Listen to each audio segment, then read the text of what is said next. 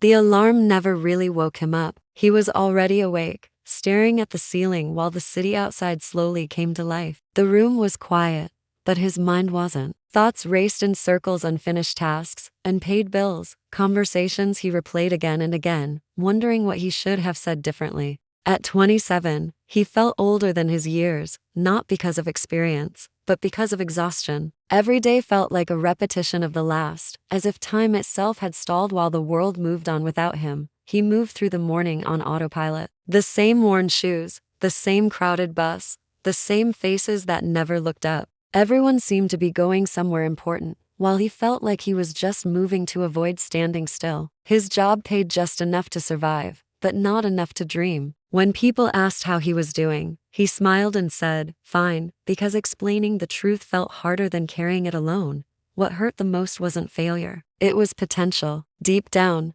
he knew he could do more. He had once been full of ideas, ambition, and plans that kept him awake with excitement instead of worry. Somewhere along the way, those plans were replaced by caution. He told himself he was being realistic, but realism slowly turned into fear. Fear of failing publicly, fear of disappointing the people who already expected so little, fear of discovering that even his best effort might not be enough. In the evenings, he often found himself scrolling through his phone, watching life happen to others. People he once studied with were now building careers, traveling, starting families, and speaking confidently about the future. He didn't envy their success as much as he mourned his own inaction. Each photo felt like a silent question. Why not you? He had no answer that didn't sound like an excuse. One night, after a particularly draining day, he climbed to the rooftop of his building. The city lights stretched endlessly, each window glowing with a life he couldn't see but imagined to be meaningful. A warm breeze passed,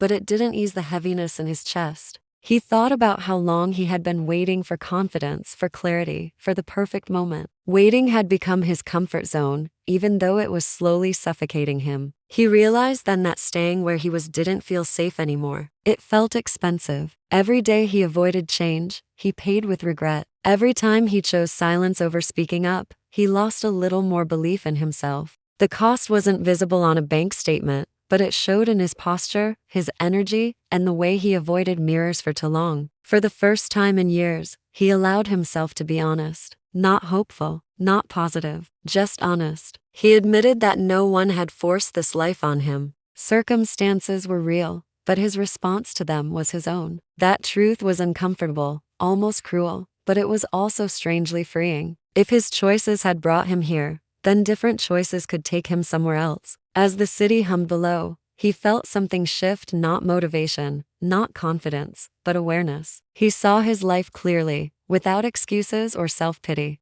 He understood that doing nothing was still a decision, and it was shaping his future faster than he realized. The realization didn't solve his problems, but it cracked open a door he had kept locked for years. He didn't leave the rooftop with a plan. He didn't promise himself dramatic change. What he carried back down the stairs was heavier and more important. The understanding that if he continued like this, nothing would improve. And that knowledge settled deep inside him, quiet but relentless, waiting for the moment he would finally choose to move. The change did not arrive with confidence or excitement. It arrived quietly, disguised as discomfort. The next morning, he woke up earlier than usual, not because he felt inspired, but because the thought of staying the same had become unbearable. His body resisted, his mind searched for excuses, yet something pushed him forward. He didn't feel ready, but he understood that readiness had never come before. Waiting for it had only kept him stuck. He began with small, almost invisible decisions.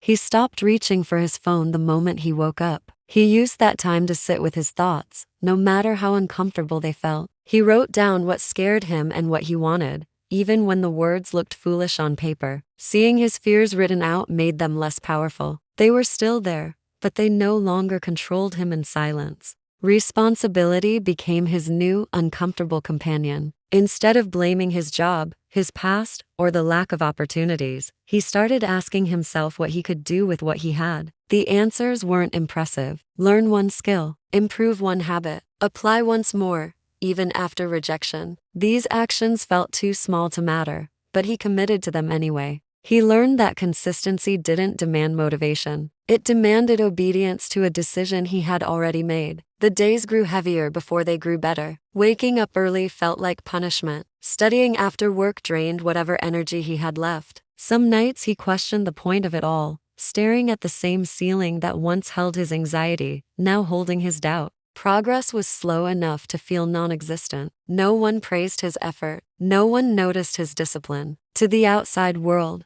nothing had changed. Rejection followed him closely. Applications went unanswered. Interviews ended with polite smiles and silence. Friends joked about his new phase, reminding him to be realistic. Even family members suggested he focus on stability instead of chasing uncertainty. Each comment chipped away at his resolve, forcing him to confront a painful truth. Choosing growth often means choosing to be misunderstood. There were moments when he almost quit, moments when comfort whispered seductively, reminding him how easy it would be to return to his old routine.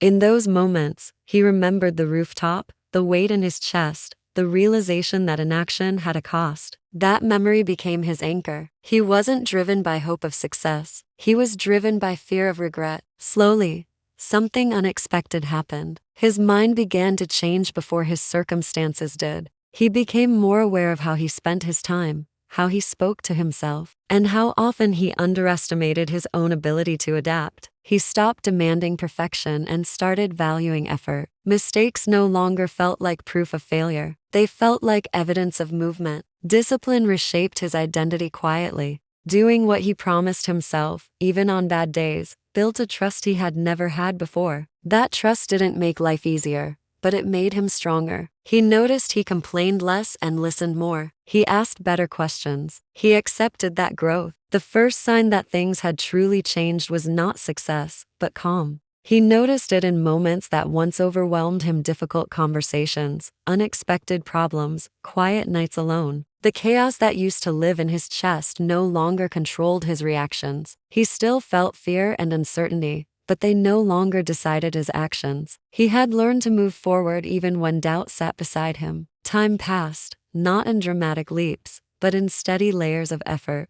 The habits he once forced himself to follow had become part of who he was. Waking up early no longer felt like punishment. It felt like ownership of his day. Learning, practicing, failing, and adjusting had turned into a rhythm rather than a struggle. He stopped measuring his progress against others and started measuring it against the person he had been yesterday. Opportunities began to appear, not as miracles, but as results. A skill he had worked on quietly finally opened a door. A conversation he once would have avoided led to a chance he was prepared for. He understood then that luck favors preparation, and preparation is built in solitude. The world had not suddenly become fair. He had simply become capable. What surprised him most was how his definition of success had changed. He no longer chased validation or approval. Success became waking up without dread. It became keeping promises to himself. It became choosing courage over comfort when no one was watching. External achievements mattered, but they no longer defined his worth. He knew now that self-respect was built through action, not opinion. Looking back, he could see the invisible line that separated his old life from his new one. It was not a moment of victory, but a moment of honesty the day he accepted full responsibility for his direction. Everything after that was simply the echo of that decision, repeated daily in small, uncelebrated ways. He realized that most people never fail because they lack talent. They fail because they quit too early, long before growth has time to reveal itself. He began sharing his story, not as a success tale, but as proof of possibility. When people asked for advice, he didn't offer shortcuts or motivational slogans. He spoke about the loneliness of discipline, the frustration of slow progress, and the importance of patience when results refuse to show up. He told them that change does not feel powerful in the beginning. It feels awkward, uncomfortable, and uncertain. What he had become mattered more than what he had achieved. He was no longer controlled by fear of judgment or failure. He had learned that confidence is not something you wait for. It is something you build by keeping small promises to yourself, day after day. The version of him who once stood on that rooftop felt distant, but not forgotten. He honored that version for surviving long enough to choose differently. Now, when faced with difficult decisions, he no longer asked whether the path was easy. He asked whether it aligned with the person he was becoming. That question guided him more accurately than any advice ever could. He understood that life would always present uncertainty, but he trusted himself to respond rather than react. In quiet moments, he sometimes reflected on how close he had come to accepting a life of quiet dissatisfaction. The thought humbled him. One decision had not changed everything instantly, but it had changed the direction of his life completely. And direction, he learned, matters more than speed. He knew his journey was far from over. Growth was not a destination, it was a commitment. But he moved forward with clarity now, aware that no matter how uncertain the future appeared, he would not return to a life of waiting. He had become someone who chooses, acts, and takes responsibility. And in that transformation, he discovered the most powerful truth of all. You do not need to change the world to change your life. You only need to make one honest decision and then live it every single day.